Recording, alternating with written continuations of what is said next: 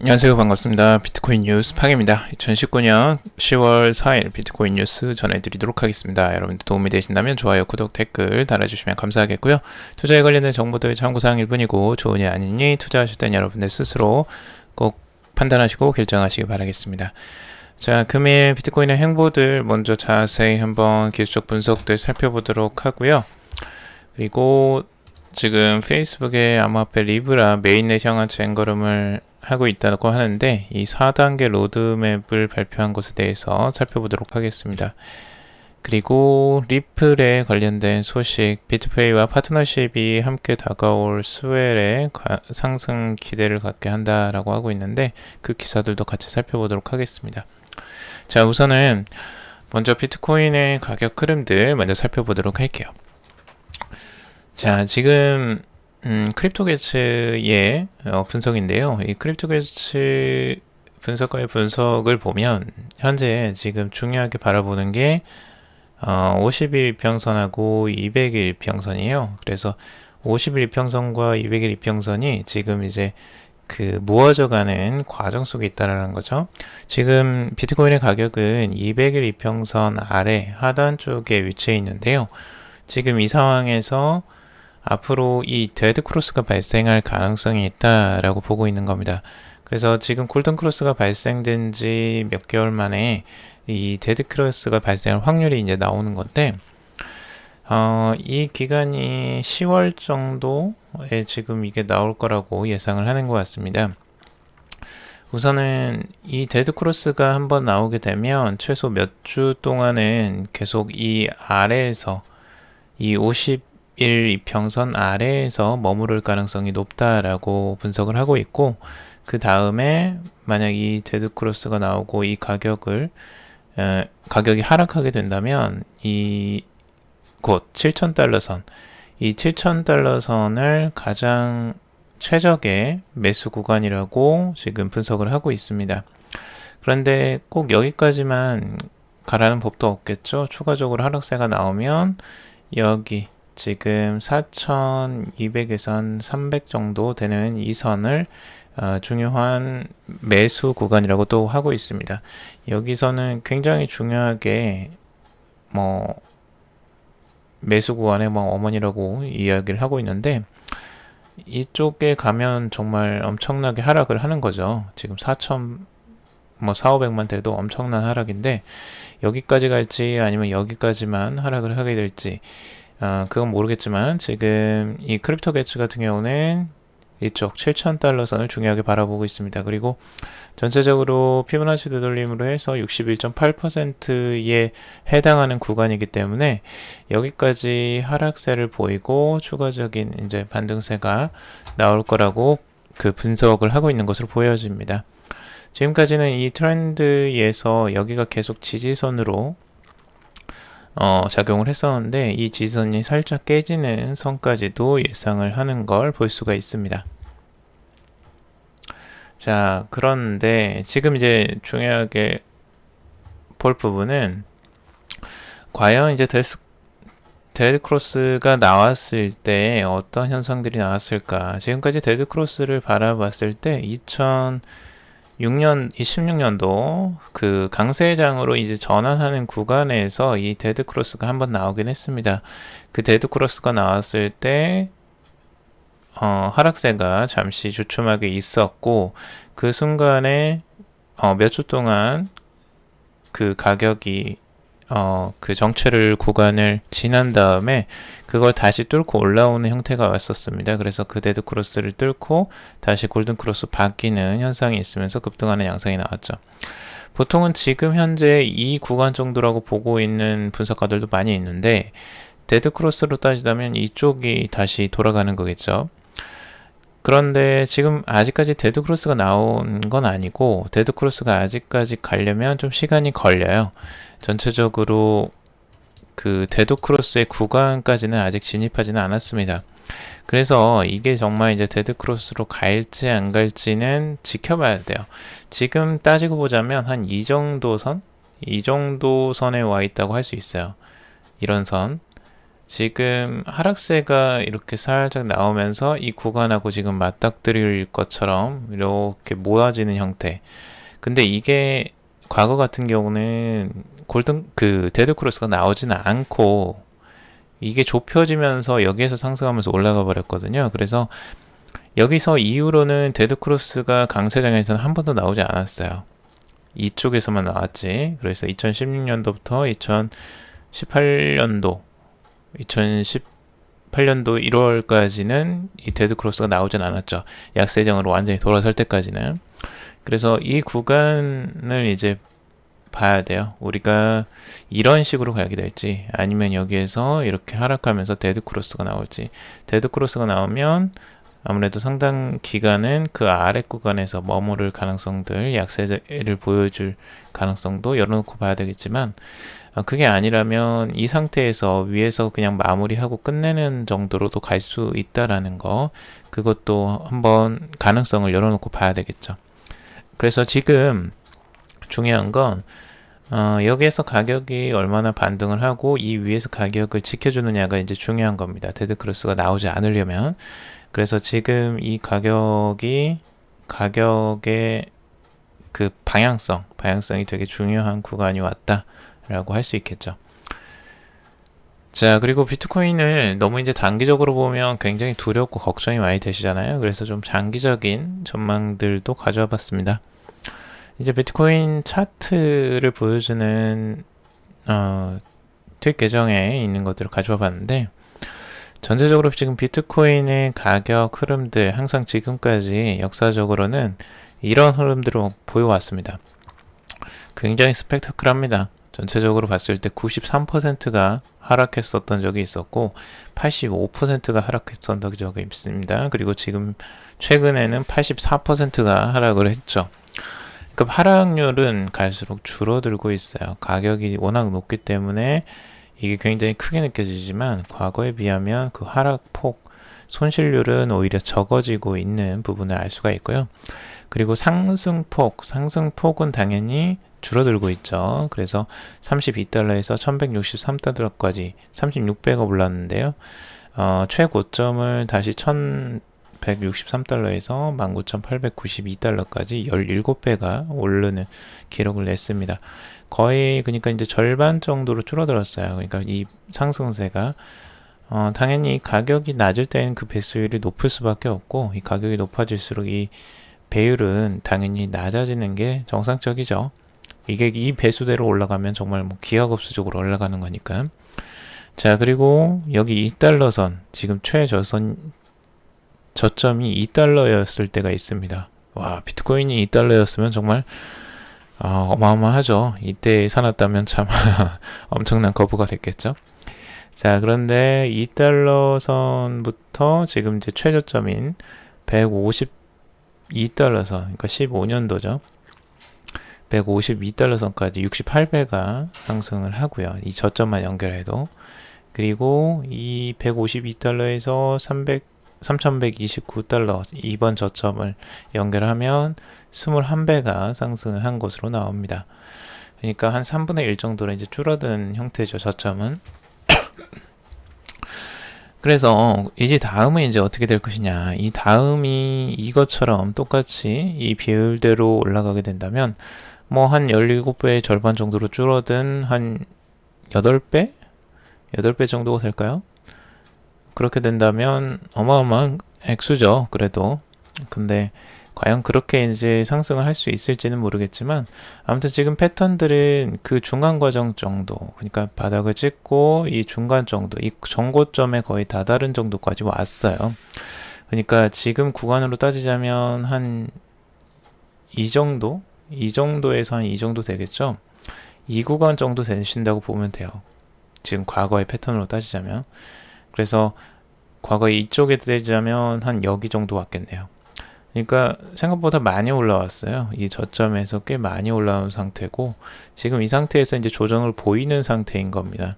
그러니까 여러분들이 큰 그림으로 보면 여러분들이 어떻게 흘러가고 있구나를 좀 객관적으로 여러분들이 판단하실 수 있을 것 같아서 이걸 한번 가져와 봤습니다. 한번 여러분들도 참고적으로 한번 보세요. 반감기는 내년 5월 정도에 지금 남겨져 있고요. 자, 그리고 크립토울프의 트위터 계정 분석인데요. 지금 이제 알트 시즌에 대해서 예전부터 막 이야기가 많이 나왔었는데, 알트 시즌이 지금 힘을 못 받고 있죠. 비트코인이 하락하면서. 그런데 지금 아직까지 희망적으로 좀 바라보고 있는 것 같습니다. 과거에 지금 알트 시즌을 바라봤을 때 이렇게 알트 데스가 일어났을 때와, 그리고 비트코인이 횡보를 보였을 때 알트 시즌이 돌아왔었던 그거에 대비해서 알트 시즌이 이렇게 하락폭이 나오고 난 다음에 비트코인이 횡보를 보일 때, 이 트레이딩 레인지에 들어갈 때 알트 시즌이 돌아올 수 있다라고 이제 분석을 했던 거예요. 근데 지금 현재는 이제 그 구간으로 지금 들어가고 있다라고 분석을 하고 있는 건데, 이 가격대를 보시면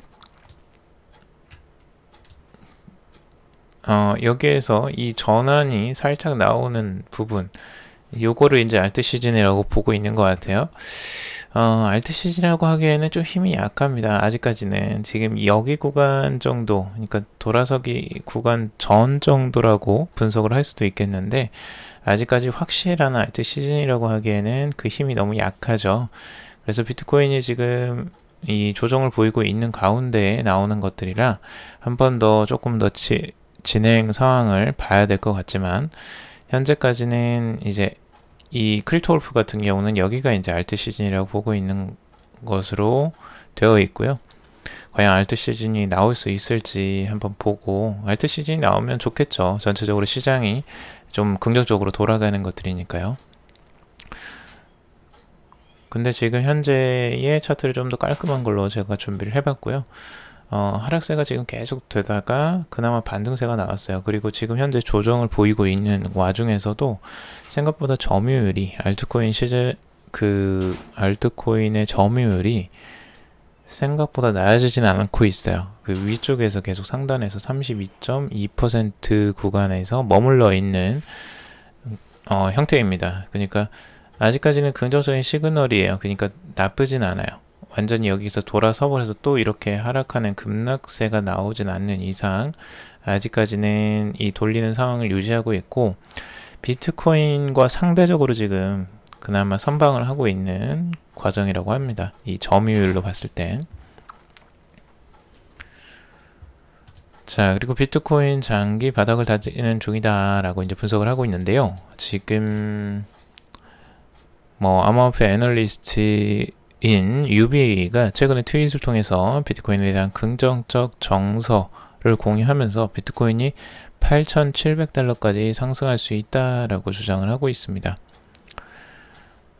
전반적으로 지금 가격이 하락하고 있는 가운데에서도 이 단기적인 전망으로는 8,700달러까지 반등이 가능하다라고 분석을 하는 거고, 암호화폐 전문 미디어 뉴스 BTC 같은 경우는 시간당 MACD 이동평균 수렴 발산 지수라고 하죠. 그리고 RSI 상대 강도 지수 등이 주요 기술 차트를 보면 비트코인은 8,200달러 지지선에서 긍정적인 움직임을 보여주고 있다. 그리고 8,200달러가 무너지는 하락세가 나타나지 않는다면 8,500, 심지어 8,800 저항선까지 서서히 상승할 가능성이 높다라고 분석을 하고 있습니다. 자, 그리고 유명 암호화폐 애널리스트인 빅쉐드 같은 경우도 비트코인 차트상 더블 바텀 구간을 형성하며 단기 상승 전환을 모색하고 있다라고 이야기를 하고 있습니다. 자, 그리고 그 스톡 투 플로우 비율을 만든 우리 플랜 B 같은 경우는 비트코인이 지금 새로운 단계에 진입하고 있으며 앞으로 6개월에서 12개월 뒤 매우 강력한 랠리를 보게 될 수도 있을 것이다 라고 전망을 하고 있고요. 그는 2020년 이후에 비트코인은 약 10만 달러 근처에서 변동성을 보일 것이다 라고 내다보고 있습니다. 이 6에서 이제 12개월이라는 게 결국에는 이 반감기를 포함하는 구간이죠. 결국에는 그 구간에 들어가면 결국에는 강력한 랠리가 나올 것이다 라고 분석하는데요. 1년 정도면은 그럴 수도 있겠죠. 반감기가 있으니까 그럴 가능성들도 충분히 나올 수도 있겠습니다. 자, 그리고 페이스북 암호화폐 리브라 메인넷을 향한 쟁걸음을 하고 있다라고 합니다. 리브라가 규제 우려에도 불구하고 지난 6월 백서 공개 시 약속한 내년 상반기 출시를 이행하기 위해 발빠른 행보에 나서고 있다라는 소식인데요. 지금 리브라 공식 블로그를 통해서 프로젝트 로드맵 1을 공개를 했습니다. 로드맵 1은 2020년 메인넷 출시 이전의 개발 단계와 관련한 구체적인 개발 목표와 일정이 담겨 있다라고 하고 있는데요. 이번에 발표된 로드맵 팀의 보안과 신뢰성에 방점을 찍고 있고 파트너를 리브라 네트워크 프리넷 메인넷에 통합하는 것이 주요 목표다라고 하고 있습니다. 그래서 지금 현재에는 이제 프리 메인넷을 통합하는 것들을 목표로 두고 지금 가고 있고, 구체적으로 리브라 블로그에 따르면 리브라 협회는 총 4단계 메인넷 마일스톤 중 첫 번째 단계에서 5개 파트너사를 선정해서 네트워크 노드를 운영하고요. 마지막 네 번째 단계에서는 약 100개의 파트너사가 네트워크 노드에 참여하게 된다고 합니다. 로드맵에 따르면 노드는 자체 서버 인프라와 클라우드 호스팅 인프라 방식이 혼합된 환경에서 운영될 예정이라고 하고 있습니다. 이 같은 이제 다양성을 통해서 리브라가 더 탄력적인 보건 능력을 갖출 수 있다라고 설명을 하고 있고요. 이렇게 단계별로 이제 메인넷을 출시를 하고 여기에 들어가는 그 노드들 5개의 파트너사가 먼저 시작을 할 것으로 보여지고 그 다음에 이제 100개까지 늘려나가겠다. 그러니까 지금 파트너사들은 이름만 있는 거지 실제적으로 노드로 활동하기에는 아직 그 단계까지는 가지 않은 것으로 보여지죠. 그래서 지금 우선은 뭐 정부의 규제가 있고 뭘 어쨌든 간에 이 프로젝트를 끝까지 추진하겠다라는 그 추진력이 굉장히 강한 것으로 보여지고 결국에는 이 피니시를 할 것으로 보여집니다. 어떻게 해서든 정부와 협의를 하든 로비를 하든 어떻게 해서든 이 페이스북 리브라는 나올 가능성이 저는 굉장히 크다고 보여져요. 시간은 걸릴 수 있겠지만 페이스북이 절대 포기하지 않을 프로젝트 중에 하나로 보여집니다. 자, 그리고 미국의 팩트 비트코인 급락 도화선 장기적 전망은 긍정적이다라고 하고 있습니다. 비트코인 저가 매수의 기회라고도 분석하는 분석가들도 있는데요. 지금 뭐 JP모건 주간 정비 보고서를 통해서 최근 비트코인 20% 급락은 IC 산하 암호화폐 선물거래소 벡트의 실물 인수도 방식 비트코인 선물 거래량이 기대에 못 미쳤기 때문이다 라고 하고 있습니다. 대부분 이 벡트의 실망감 때문에 매물들이 나왔다라고 분석하는 분석가들이 꽤 많죠. 여기에서도 똑같고 지금 비트코인의 선물의 저조한 거래량 때문에 비트코인이 급락했다라고 다들 이야기를 하고 있습니다. 벡트는 참 불쌍해요. 벡트는 나오자마자 별로 거래량도 없는데 나와서 욕만 먹고 계속 그러는데 벡트 입장에서는 뭐 저렴한 가격에 비트코인을 매수하고 그걸 거래할 수도 있는 뭐 기회가 될 수도 있겠죠. 아무튼 뭐 벡트에 대한 실망감들이 계속 크게 나타나고 있는데 이 새로운 제품에 익숙해짐에 따라서 투자자들이 벡트 선물은 느리지만 꾸준히 거래량이 늘어날 것이다 라고 이제 델파이 디지털의 최근 보고서도 있었습니다. 장기적으로는 뭐 투자에 낙관적인 사람들이 매수 기회로 삼을 수 있다라고 보고도 있고요. 자, 그리고 리플의 비트페이 파트너십과 함께 다가올 수혜 상승 기대라는 기사인데요. 최근에 가장 큰 암호화폐 결제 회사인 비트페이가 리플과 파트너십을 맺고 XRP를 새로운 지불 옵션으로 추가했다라고 밝혔습니다. 해당 파트너십을 통해서 비트페이의 가맹점에서 처리 가능하며 국경 간 지불 플랫폼을 통한 XRP 지불을 할 수 있게 된 것입니다. 그러니까 지금까지는 비트페이를 통해서 비트코인, 비트코인 캐시, 이더리움 같은 코인들만 지금 지불 옵션으로 지금 됐었는데 여기에 이제 XRP가 추가된다라는 소식이고요. XRP 리플에는 굉장히 깊은 소식이 되겠죠. 그래서 비트페이의 총책임자인 신 롤랜드가 해당 파트너십에 대해서 XRP를 통한 빠르고 효율적인 비용을 통한 확장 가능한 지불 옵션을 제공할 수 있다라고 평가를 하고 있습니다. 2011년 설립된 비트페이 같은 경우는 지금 마이크로소프트, 뉴에그, DC 네트워크 등 기타 여러 글로벌 업체들로부터 매년 10억 달러 이상을 처리하고 있고요. 이번 XRP 이전에는 비트코인 캐시와 이더리움을 지원했다라고 되어 있죠. 그래서 앞으로 이 부분에 대해서 기대감이 굉장히 클 것으로 보여지고 이번 발표와 함께 리플의 투자 부분을 담당하는 엑스프링에 대한 확장을 또 발표를 했는데요. 엑스프링은 기술을 개선하고 향상시켜 실제 문제를 해결할 수 있도록 개발자 지원 및 파트너십을 확장할 것이며 비트페이로부터 엑스프링 SDK 플랫폼 통합을 위한 소프트웨어 개발 키트를 제공받는다라고 전했습니다. 이렇게 되면 이제 행사가 그 리플의 연례 행사 스웰 컨퍼런스가 항상 열립니다. 지금 다음 달 11월 7일부터 8일 이틀 동안 열릴 예정인데요. 이 가운데 비트페이의 파트너십과 함께 XRP 가격 상승에 대한 기대감이 높아지고 있다라고 분석을 하고 있습니다.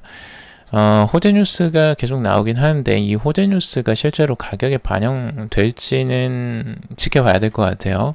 우선은 근데 XRP가 그래도 영역을 계속 확장해 나간다라는 부분은 호재 뉴스라고 할 수 있을 것 같습니다.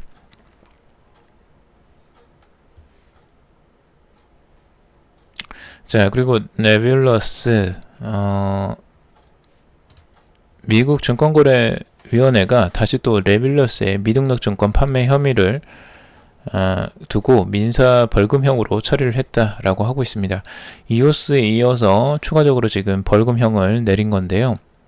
지금 탈중앙 클라우드 스토리지 네트워크입니다. 이 시아의 개발 업체인데요. 네뷸러스는 이 미등록 증권 판매 혐의건으로 벌금형으로 합의 처리를 했다라고 발표를 했습니다.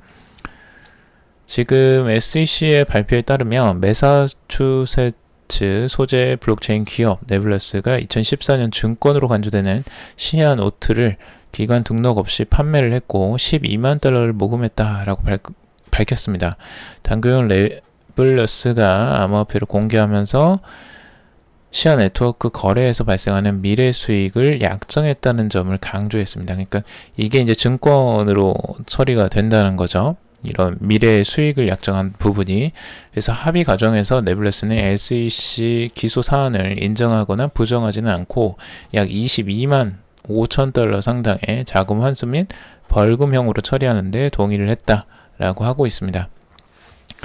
여기에 이제 네뷸러스 COO 잭 허버트가 2014년 시아 펀드 공개를 통해 모금한 액수의 2배에 달하는 엄청난 벌금을 부과하기로 한 기관 결정은 실망스럽다라고 밝혔습니다. 여기 대비되는 게 있죠. 이오스 개발사인 블록원의 지금 초기 모금액의 0.0058%에 상응하는 2,400만 달러의 벌금을 부과한 바가 있는데요. SEC에서. 근데 지금 거기에 비하면 전체적인 액수는 작아요. 22만 5천 달러니까. 근데 절대액은 작지만 지금 모금액이 더 적잖아요. 지금 12만 달러밖에 모금을 못했는데 22만 달러니까 2배를 낸 거예요. 모금액보다. 그래서 굉장히 좀 억울하겠다라는 생각이 좀 들긴 합니다.